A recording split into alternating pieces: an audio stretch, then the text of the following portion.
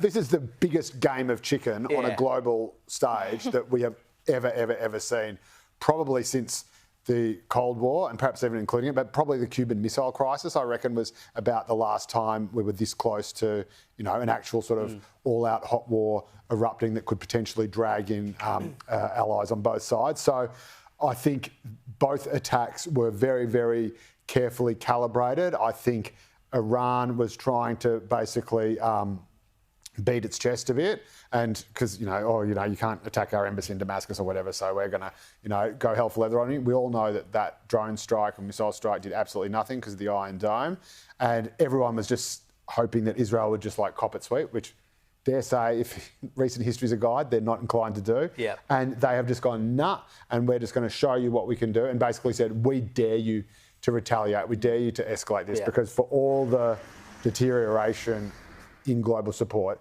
if Israel is under direct attack, if its existence is under direct attack or direct threat, I should say, then the US will come in and Iran then ceases to exist. So it's been extraordinary. I think everyone's heart was in their mouth, but it does actually seem very carefully calibrated, even dare I say it, on both sides, but I think Israel got the last word, obviously, so that it would not escalate, and Israel just basically proved that it had the bigger proverbial pair of you-know-whats. I don't know that there's any other country in the world, Freya, that we would say to, in the event they've been attacked by an Iran, for instance, that they shouldn't retaliate, except Israel. Yeah, I mean, that's exactly right. It's a bit inconsistent.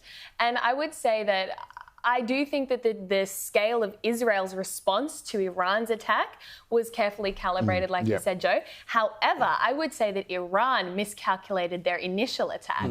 They shot 300 different sorts of missiles from different locations throughout Iran to hit Israel at one time, and they tested Israel's air defense systems that had never been tested before. That's right. And they actually failed. They proved it was impenetrable. That's right. Spectacularly. How many? 7 actually got into Israeli airspace, and there was minor damage to one base in the Negev desert. That is it. So I would say that Israel was very carefully calculated in its response, but that is because Iran, it was a spectacular failure. Yeah. And so I think the reason they're actually now backing down is because they've had a reality check. Yeah. They've also had a reality check about how other countries in the region will respond. We saw Jordan assisting Israel in their defense, opening up their airspace. Yes, that's right, yeah. We saw the US coming in. We saw the UK coming in. And so I think Iran actually was snapped out of their fantasy land that all of a sudden they could ignite another Arab war and then all the Arab countries would come to help them.